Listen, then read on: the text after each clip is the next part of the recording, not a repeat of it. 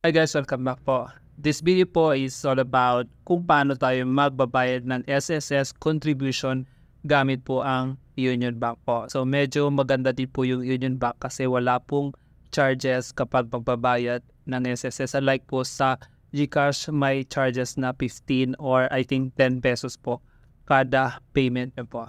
Take note guys, kailangan updated po yung SSS nyo para at least in times na darating yung panahon na mag-retire tayo or mag-resign dito sa abroad, so may asahan tayo kahit pa paano na pension. Diba po? Napakalaga po ng SSS kasi we don't have any pension or a lifetime benefit kung hindi tayo updated sa SSS.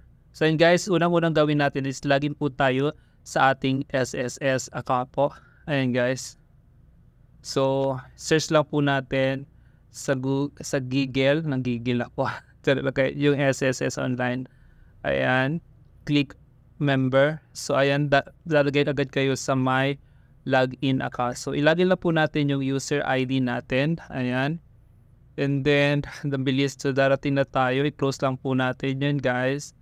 Then click lang po natin yung payment reference number. So itapat natin sa contribution. Then generate PRN yan sa baba na yan. So mag-generate siya na PRN. I-click lang po natin yung sa baba. Ayan guys. Generate PRN. So i-click lang natin yung type. Of course, OFW po. Tapos let's say this month, March 2024 po. So ayan guys. Just select the date and the year po. So ayan. Then, dyan sa premium na yan, magsiselect lang po kayo dun sa monthly premium. Pinakamataas po dyan is 4,200. So, I will select po 3,500. Yan po yung binabayaran ko every month. So, submit request. Ayan, i-click nyo lang po yung okay. Ay guys, ang bilis lamang po. So, dito guys, lalabas yung PRN number. I-copy nyo lang po yung PRN number na yan. Kasi yan po yung gagamitin natin pag magbabayad tayo. So, ayan guys. So, punta po tayo sa there's another way po, i-print nyo lang po yung OSA, yung statement of account. Ayan. So, ayan, di ba guys, makikita nyo sa baba yung PRN number. So, the same number lang po yan. So, just copy that PRN number. Then, punta na po tayo sa Union Bank account po. Yung sa online banking ko po yan. So, ayan na, maglalagin na po ako sa aking online banking. Of course, username, then password. So, hindi ko na kailangan i-show yung password. Tara lang, guys. So, abilis lang po. So, punta po tayo sa my pay bills. Ayan, pay bills sa my Union Bank. And then, of course, yung biller po, SSS po. Ayan, i-search lang po natin yung biller dyan. Like SSS, i-search po natin. So, ang bilis, lalabas agad yung SSS. I-click lang po natin yan. So, ayan, na-paste lang po natin yung PRN number dyan. Ayan.